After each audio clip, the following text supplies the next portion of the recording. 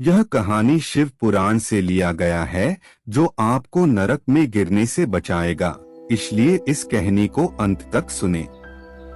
गोकर्ण क्षेत्र में एक ब्राह्मणी महिला रहा करती थी तथा वह उस तीर्थ के जल में रोज स्नान किया करती थी, लेकिन उसका पति दुरात्मा और महापापी था।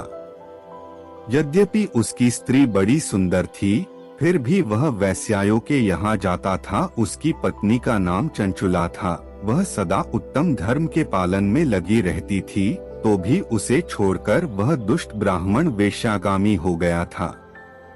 इस तरह कुकर्म में लगे हुए उस बिंदुक के बहुत वर्ष व्यतीत हो गए।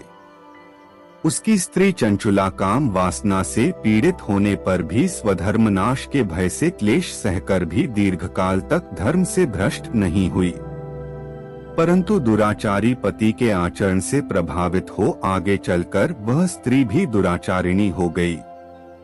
इस तरह दुराचार में डूबे हुए उन मूढ़ चित्त वाले पति पत्नी का बहुत सा समय व्यर्थ बीत गया। तदंतर शूद्र जातीय वेश्या का पति बना हुआ वह दूषित बुद्धि वाला दुष्ट ब्राह्मण समयानुसार मृत्यु को प्राप्त हो नरक में जा पड़ा। बहुत दिनों तक नरक के दुख भोगकर वह बुद्धिहीन पापी विंध्य पर्वत पर भयंकर पिशाच रूप में जन्म लिया। इधर उस दुराचारी पति के मर जाने पर वह मूढ़हृदया चंचुला बहुत समय तक पुत्रों के साथ अपने घर में ही रही। एक दिन दैवयोग से किसी पुण्य पर्व के आने पर वह स्त्री भाई बंधुओं के साथ गोकर्ण क्षेत्र में गई। तीर्थयात्रियों के संग से उसने भी उस समय जाकर किसी तीर्थ के जल में स्नान किया। फिर वह साधारणतया बंधुजनों के साथ यत्र तत्र घूमने लगी। घूमते घामते एक देव मंदिर में गई और वहां उसने एक दैवज्ञ ब्राह्मण के मुख से भगवान शिव की परम पवित्र एवं मंगलकारिणी उत्तम पौराणिक कथा सुनी।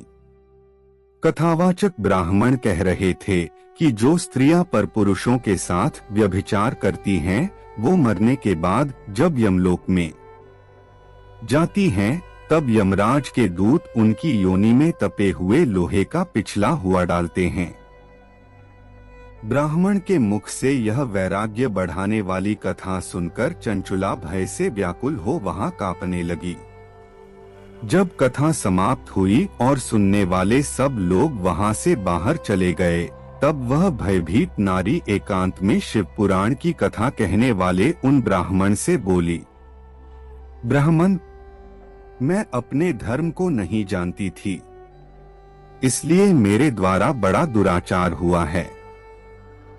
स्वामिन, मेरे ऊपर अनुपम कृपा करके आप मेरा उद्धार कीजिए।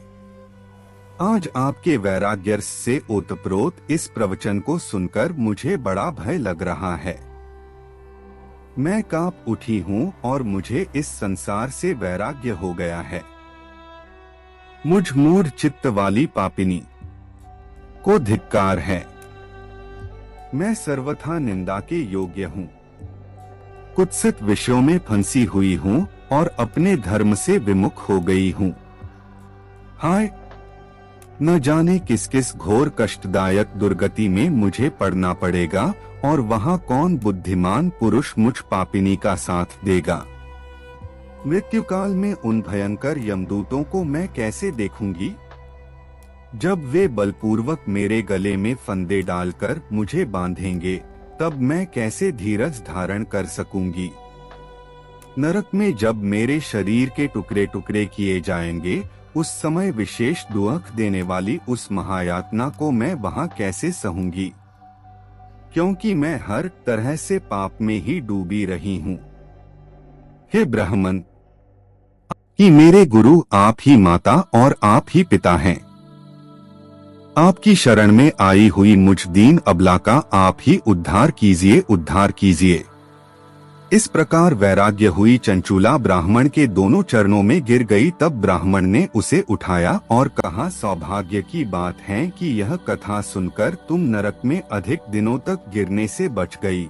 यदि तुमने जो बुरा कर्म किया उसका दंड तुम्हें भुगता होगा, लेकिन भगवान शिव के शरण में आने के बाद तुम बुराई से अब दूर रहोगी।